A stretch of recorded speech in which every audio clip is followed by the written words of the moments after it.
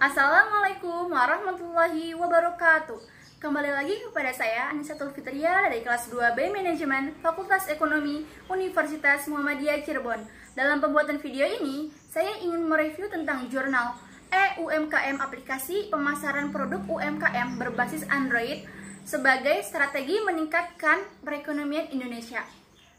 Pada tahun 2017, yang menulisnya itu adalah Mary Nur Amelia, Yulianto Eko Prasetyo, dan Iswara Maharani. Nah, di Indonesia, UMKM sering menjadi perhatian dari banyak kalangan, khususnya pemerintah. Ini dikarenakan UMKM memiliki peran dan adil dalam membangun perekonomian di dalam negeri.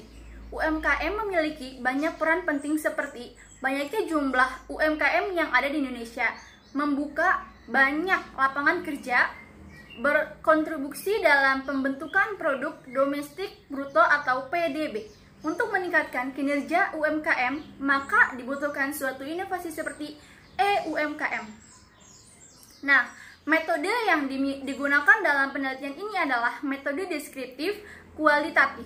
Metode deskriptif adalah membuat observasi dan kemudian menarik kesimpulan. Metode kualitatif cenderung menggunakan deskriptif dan analisis, proses dan makna atau perspektif subjek. Lebih ditonjolkan dalam metode ini. Hasil dan pembahasan. EUMKM adalah suatu konsep tentang sistem pemasaran produk hasil UMKM di Indonesia dalam menembus pasar.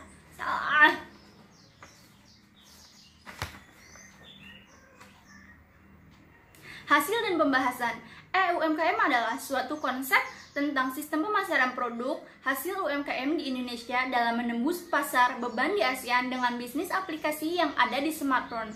EUMKM hampir mirip dengan sistem pemasaran online. Namun, bedanya hanya EUMKM diawasi oleh lembaga pemerintah dan yang boleh memasarkan produknya adalah yang memiliki izin bersertifikat. Nah, di sini ada pihak-pihak yang terlibat dalam perumusan aplikasi EUMKM. Yang pertama itu ada pemerintah. Pemerintah memiliki peran yang penting dalam mewujudkan EUMKM. Peran pemerintah di sini sebagai pengawas pelaksanaan program, pengontrolan program, dan akumulasi dana yang dibutuhkan. Yang kedua ada Kementerian Koperasi dan UMKM.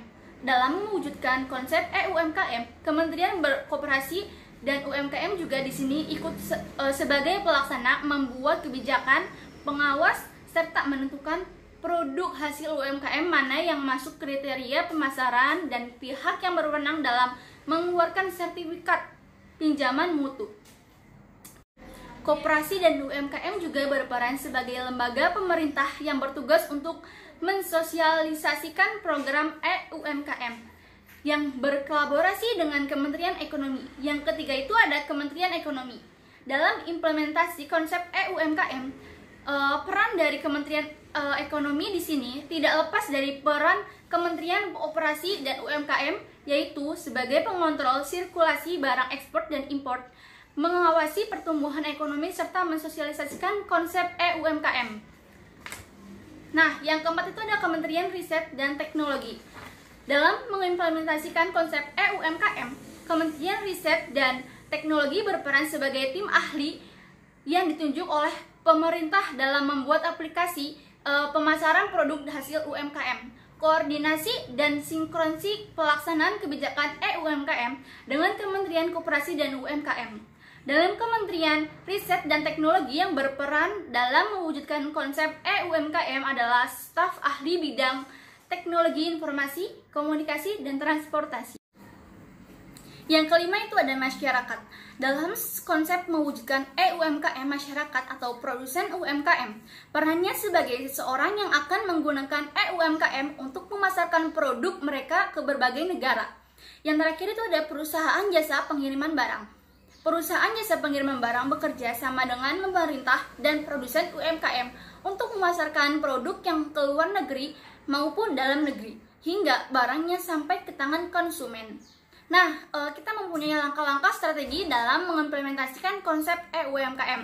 Langkah-langkah untuk mengimplementasikan adalah sebagai berikut. Yang pertama itu ada tahap pembuatan aplikasi, yaitu membuat aplikasi untuk wadah memasarkan produk UMKM. Yang kedua itu ada tahap sosialisasi dan pendataan serta sertifikat produk UMKM.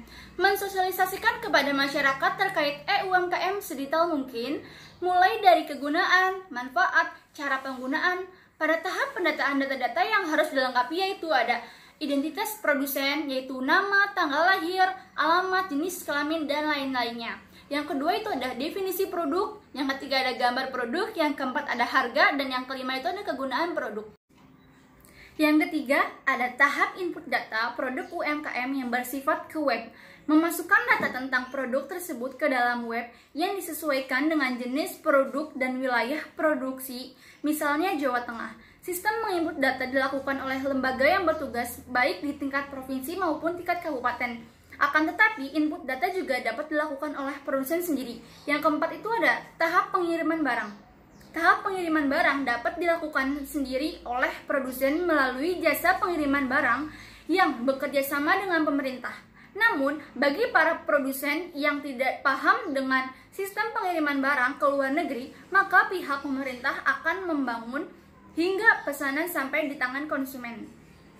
Nah, kesimpulannya yaitu pengembangan UMKM di Indonesia mengalami beberapa hambatan dalam operasionalnya. Pengetahuan para produsen atau pemilik UMKM di Indonesia mengenai teknologi masih jauh dari cukup.